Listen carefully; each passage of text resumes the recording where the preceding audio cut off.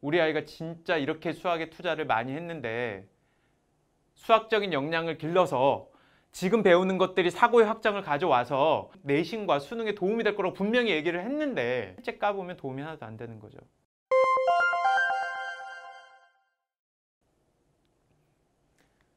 그럼 진짜로 들여다보자고요. 이게 도움이 되는지. 제가 말로만 하면 안 되잖아요. 진짜로 보자고요. 도움이 되는지 안 되는지. 제가 시험지를 갖고 왔습니다. 일반고등학교 시험지예요. 잘 안 보이시죠? 제가 한 문제 한 문제씩 보여드릴게요. 자, 1번 문제를 들여다보시죠. 어떠시죠? 이런 문제 혹시 아이들 공부하고 있는데 옆에서 보신 적 있으신가요? 이런 문제는 실제 시험에 얼마나 많이 출제가 될까요? 사실 1번 문제는요, 학교에서요, 점수를 주려고 내는 문제입니다. 그러니까 당연히 출제율이 높겠죠. 근데 얼마나 높은 게 출제율이 높은 건지 하나씩 알아볼게요. 제가 시험지 분석하는 것부터 시작을 해서요, 실제 아이들이 시험 볼 때의 상황까지 정확하게 오늘 다 보여드릴 건데요.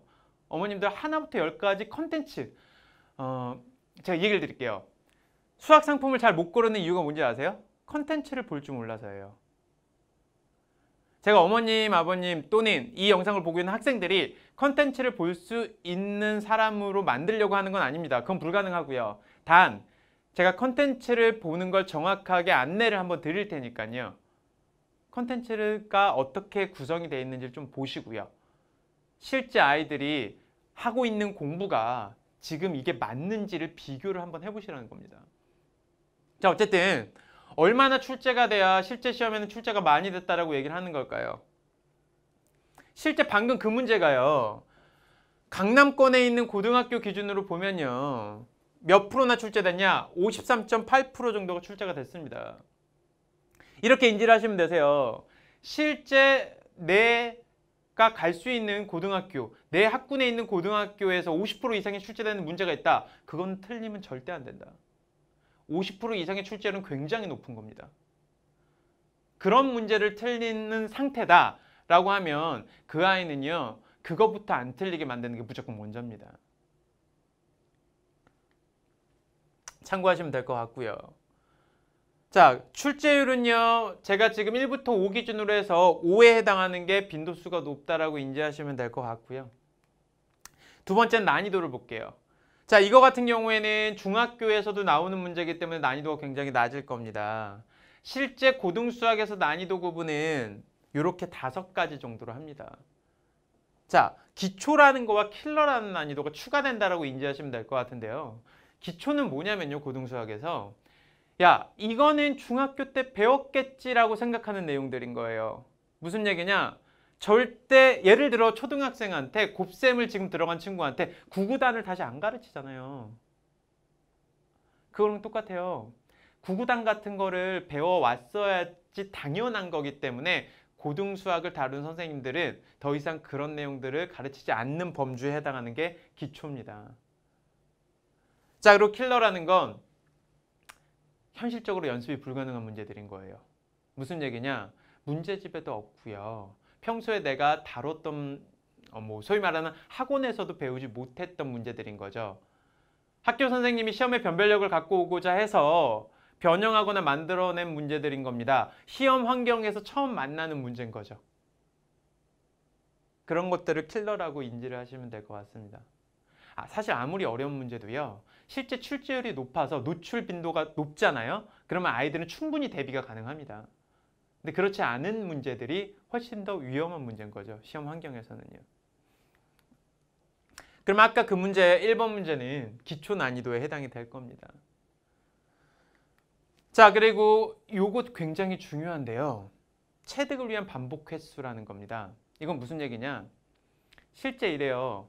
아무리 출제 빈도가 높더라도요, 아이가 충분하게 체득될 때까지 학습이 진행되지 않으면요, 아이는 그 문제를 시험 환경에서 맞출 수가 없습니다. 이게 무슨 얘기냐? 어떤 문제는 한 번의 개념으로만 배워도요, 머릿속에 남아서 시험 때 맞출 수 있는 문제가 있고요. 특정 문제는 반복 학습을 계속 해도요, 소위 말해서 내가 유사, 유형 4개를 풀어봤어가 아니고요, 내가 지금 공부를 충분히 한 다음에 한두 달 후에 까먹을 때쯤 다시 바라봤을 때 그거에 대한 복습이 진행이 되고 망각 시점을 두세 차례 복습을 했는데도 시험 환경에서 안 풀리는 문제도 있다라는 겁니다. 고등수학에는요. 고등수학에서 이 체득 반복 횟수가 3 이상이 되는 이런 유형들의 문제들은요. 실제 정확하게 설계를 해서 아이들이 잃어버리는 시점에 다시 한 번 더 반복 학습이 진행되지 않으면요. 절대 아이들한테 체득이 되지 않습니다. 그리고 시험 환경에서 시험 시간 안에 맞출 수 있는지까지 정확하게 확인하지 않으면요. 아이들은 시험 환경에서 시간 안에 맞출 수 없습니다. 이게 왜 중요하냐면요. 실질적으로 학원에서 돌리는 외부 교재 형태로 해서 학습을 진행하다 보면요. 이런 부분들이 정확하게 설계되어 있지가 않아서 결과적으로는 어떤 과정을 반복을 많이 했지만 실질적으로는 점수가 안 나오는 거랑 연결되기 때문에 그렇습니다. 자, 그래서 이 체득 횟수, 반복 횟수 굉장히 중요하고요. 자, 그 다음으로 이제 우리가 구별을 해봐야 되는 건 이렇습니다. 자, 기출문제를 분석을 했으면 아이들이 이 기출문제를 잘 풀기 위해서 풀고 있는 시중교재 분석도 같이 들어가 줘야 되겠죠. 그럼 시중교재 얘기를 한번 해볼게요. 일단 시중교재에서 중요한 건요. 실제 기출에서 다루고 있는 문제를 얼마나 유사한 걸 다루고 있는지와 아까 말씀드린 중요하다고 말씀드린 체득 반복 횟수만큼 풍부하게 문제를 가지고 있는지입니다. 자, 어머님들이 알고 있는 대부분 고등수학 교재들을 제가 띄워봤는데요. 뭐 이런 교재 말고도요. 여러 가지 교재들을 알고 계실 겁니다. 뭐 블랙라벨이 됐던 실력정석이 됐던 많은 교재들을 쓰고 계실 겁니다. 근데 이제 제가 드리고 싶은 얘기는 이런 겁니다. 특정 교재 하나를 들여다보세요. 들여다보시고요. 실제 출제율이 높다라는 50% 이상이 된다는 문제들이 그 교재에는 얼마나 들어있으며 또 그걸 아이들이 체득하기 위해서 충분한 문제량을 가지고 있는지 이것도 확인을 해보셔야 될 것 같은데 자, 지금 띄워드린 이 문제가 센에 있는 문제 중에 하나인데요. 실제 기출에 나오는 문제입니다. 그리고 출제율도 50%가 넘고요. 아이들의 오답률도 큰 문제예요. 자, 그런데 이런 문제가 실질적으로는 구성이 이래요. 보세요. 센에 있는 문제들의 조건인데요. 이 조건을 제가 어머님들 보고 해석하라는 얘기 아닙니다. 모양만 보세요. 위에 있는 조건의 모양과 아래쪽에 있는 조건의 모양은 그래도 비슷해 보이시죠? 자, 그런데 실제 기출에 나오는 문제는 이렇습니다. 그리고 조건도 이 조건과 이 빨간 박스 3개가 같은 조건이라고 이해를 하시면 될 것 같고요. 근데 분명히 기출에 나오는 조건 모양은 달라 보이지 않으세요? 무슨 말이냐?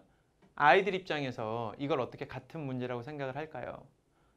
그럼 반대로 누군가는 이게 같은 문제니까 정확하게 동일한 방법으로 해석을 해야 된다라고 안내를 해야 되겠죠. 자, 그런데 센의 이런 문제들을 아이들이 충분하게 체득될 때까지 학습시켜야 되는 이런 문제들을 담고 있는 게 찾아보면 4문제 정도밖에 없습니다. 자, 근데 이거는 4문제 갖고 택도 없습니다. 문항수가 사실 중요한 게 아니고요. 저 문항은요. 적어도 8회차 이상의 반복 학습이 이루어져야 됩니다. 8문제를 푸는 게 아니고요. 아이들이 아까 말씀드린 대로 까먹었을 시점에 다시 한 번 더 되뇌어주는 방식의 학습을 적어도 8회차 이상은 해야 된다고요. 제가 문제풀이를 많이 하라는 얘기가 아닙니다. 제가 이런 설명을 드리면 그럼 아이들이 문제를 많이 풀어야 되나요? 그게 아니에요, 어머님. 정확하게 설계돼서 학습이 이루어져야 된다는 겁니다. 고등수학은 문제풀이라는 건 없습니다. 고등수학은 전부 다 문제풀이마저도 개념이 3-4개씩 결합돼 있어요. 전부 다 개념학습이라고 이해를 하셔도 됩니다. 근데 핵심은 뭐냐? 실제 등급을 만드는 전문 컨텐츠를 다루는 사람들은요. 이런 내용들을 정확하게 설계를 해서 아이가 시험 환경에서 맞출 수 있게끔 움직입니다.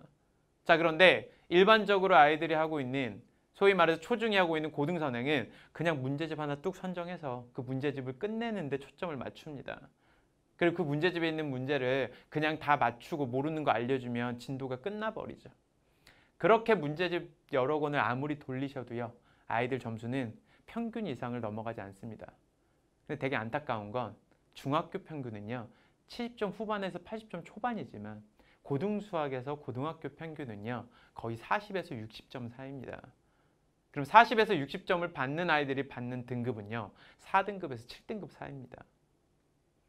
우리 아이가 그렇게 열심히 노력을 하고 고등수학을 잘하기 위해서 미리 선행을 그렇게 땡겨서 초중 때 했는데 고작 4에서 7등급을 받기 위해서 아이를 키우신 건 아니잖아요. 그리고 그게 아이한테 유리함을 주신 게 아니잖아요.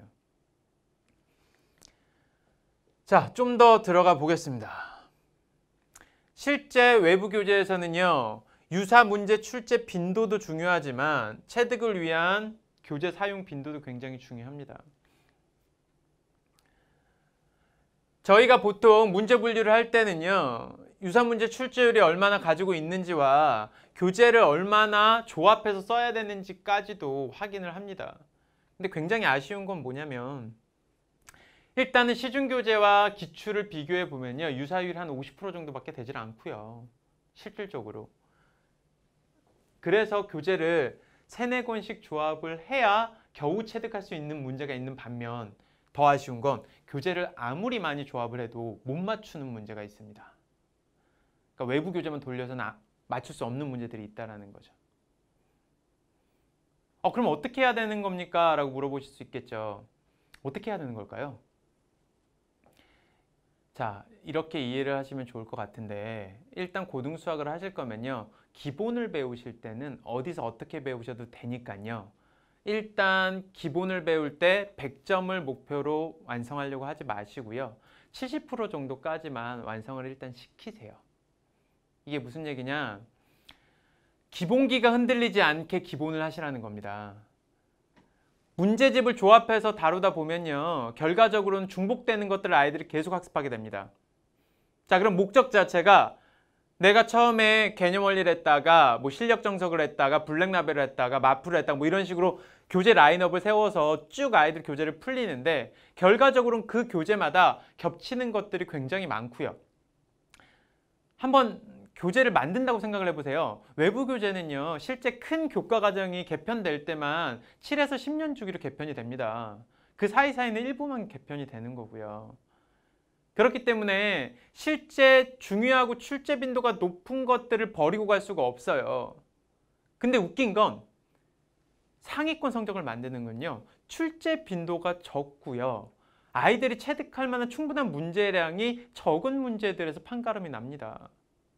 근데 아이들이 문제집을 계속 여러 권 돌리잖아요. 그럼 뭐만 쌓여갈까요?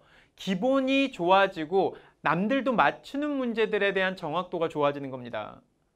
그게 잘못됐다는 게 아니고요, 목적이 거기에 있으면 괜찮다고요. 아이가 100점 만점에 50에서 70점 사이에 대한 점수를 남들보다 빠르고 정확하게 풀 수 있는 역량을 기르는 걸 목적으로 외부 교재를 운영하시는 건 전혀 문제가 되지 않습니다. 단 그게 완성됐다라는 기준으로는 그 다음 과정인 기출 해석이 들어가야 된다는 거죠. 소위 말하는 기출을 해석해서 자체 교재를 갖고 움직이는 1타 수업을 들어야 된다는 얘기인 겁니다. 이 말 인지 되시나요? 그런데 지금은 애들이, 초중생들이 어떻게 하냐? 굉장히 기본을 완성하는 시기를 오래 갖고 가고요. 왜냐면 각 학원들에서 외부 교재 선정해서 문제집 돌려주는 게 편리하니까 그냥 문제집을 막 돌리거든요. 그래서 그걸 갖다가 기본이라는 이름으로, 리뷰라는 이름으로, 심화라는 이름으로 그냥 시키고 있습니다. 그래서 3번, 4번을 봐도 결과적으로 점수대는 50에서 70점 사이에 있는데, 그걸 하는 기간은 너무 길고요, 정작 기출 해석을 하는 기간은 내신 대비 기간 말고는 없는 경우가 너무 많습니다. 정작 고등학생 돼서 길게 해야 될 마지막 점수를 잡는 그 기간은 굉장히 짧다라는 게 문제죠. 그래서 고등학생들이 고등학교 올라가서 다 시간이 없다는 얘기를 하는 거예요. 와, 시간이 조금만 더 있었으면 나 성적 좀 더 올라갔을 텐데, 이런 얘기를 하는 겁니다. 제발 그걸 초중 때 아이들이 학습할 수 있게 도와주셔야 됩니다. 자, 그래서 문제 분석은 크게 이렇게 5가지 분류로 분석이 돼야지 맞고요. 지금부터 이제 어머님들이 보실 거는요, 제가 문제 하나하나마다 이 5가지 분류에 해당하는 실제 점수표를 보여드릴 겁니다. 자, 단 이 점수표상에 제가 빨갛게 표기를 해드릴 건데, 빨간색으로 표기되는 것들, 자, 빨간색으로 표기되는 것들은 이렇습니다. 실제 아이들 입장에서는 이 빨간 표시에 해당이 되는 문제들은요, 틀릴 수밖에 없는 거라고 보시면 될 것 같아요.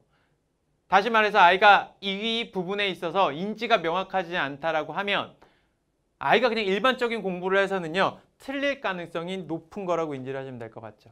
그러면 이 빨간색 5가지 분류에서 빨간색이 많으면 많을수록 틀릴 가능성이 높다라고 이해를 하시면 됩니다. 자, 그럼 시험을 같이 봐보죠. 지금부터 시험을 시작해 볼게요.